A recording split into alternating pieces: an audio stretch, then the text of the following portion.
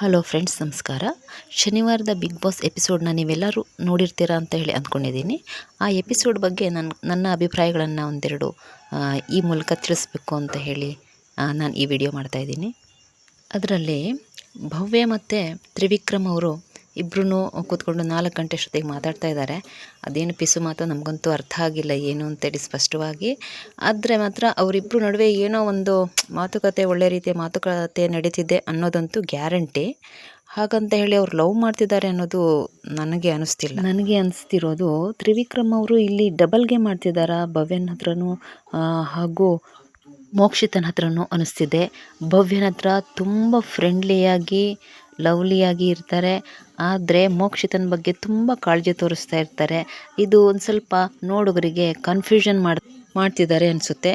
ಇದು ತ್ರಿವಿಕ್ರಮ್ ಅವರ ಆಟದ ಒಂದು ಸ್ಟ್ರಾಟರ್ಜಿನೂ ಆಗಿದ್ದಿರ್ಬೋದು ಅನ್ನಿಸ್ತಿದೆ.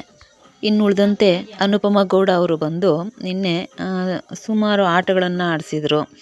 ಅವರಿಂದ ಯಾವುದೇ ಒಂದು ನಮಗೆ ಎಂಟರ್ಟೈನ್ಮೆಂಟ್ ಸಿಗದೇ ಇದ್ರೂ ಕೂಡ ಈ ರೀತಿಯಾಗಿ ಬಿಗ್ ಬಾಸ್ ಕೂಡ ಎಂಟರ್ಟೈನ್ಮೆಂಟ್ ಕೊಡಿಸ್ತಾ ಇದ್ದಾರೆ ಅವ್ರ ಕಡೆಯಿಂದ.